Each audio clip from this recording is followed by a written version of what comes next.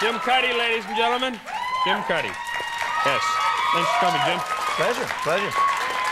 Now, how do you and Greg Keeler decide what songs will go on a Blue Rodeo album, or well, we have been guilty. We have been guilty of just sort of putting everything we write on records. Right. So there's not really a lot of editing. But if you there's don't 20 use, songs there, we make a double This song record. won't appear on a Blue Rodeo. No, this is all my solo stuff. So right. It's, you know, Greg and I both put out solo records. So I think we'll keep those separate from the band's catalog. Do you do like a got 'em, need 'em thing when the tour is It's more competitive than that. You know, we try to just overwhelm each other. Right. Just try to write so many, and he'll say, yeah, you can have a couple of stuff. Some people will go, oh, I like the second line of that song much better than the first. No, we write them completely. So we each come with songs, and then we just present them to the band and hope for the best. Now, you have a couple of kids. How old are your kids? I have 3 kids. One here, who's 6, and then I have a 10-year-old daughter and an 11-year-old son. You better not get the 6-year-old on camera. We don't want to get you in trouble with the Children's Aid. It's kind of late.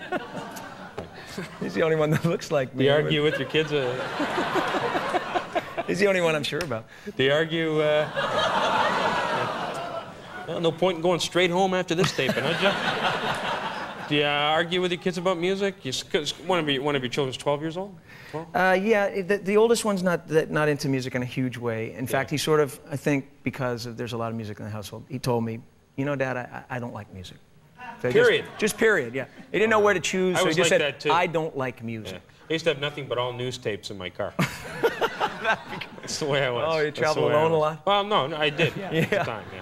But my daughter, I think, has been the most challenging because she's been through all the phases, the pop phases, Spice Girls and Natalie Imbruglia. And, you know, are they Blue Rodeo fans?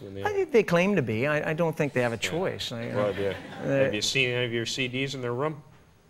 You know, now that you think of it, no. I haven't actually. No, they don't. But they've always grown up with that, coming to concerts and stuff, and they like that. I think they see that as a different thing. They see that as part of the entertainment of their lives. It's not music. It's just what they bring their friends to. I've got a question on here. You're going to have to help me out with.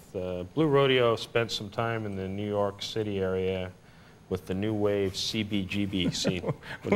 We spent time at CBGB's after CBGB's was no longer. What's CBGB? CBGB's was a club in the Lower East Side, and that's where Blondie and the Talking Heads all had happened. Well, let's do this one all over again.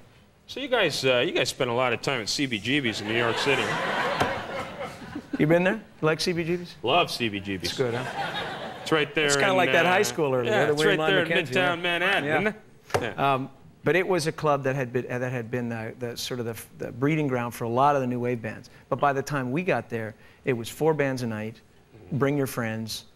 Go. Oh, it's so horrible. It's a horrible, horrible place. You guys are known for loving Canada, loving to play here. I mean, it's an amazing story, really, because Blue Rodeo has made it completely with Canadian support. Yeah, I think that we're one of the first bands to do that. Yeah, that's great. That's great.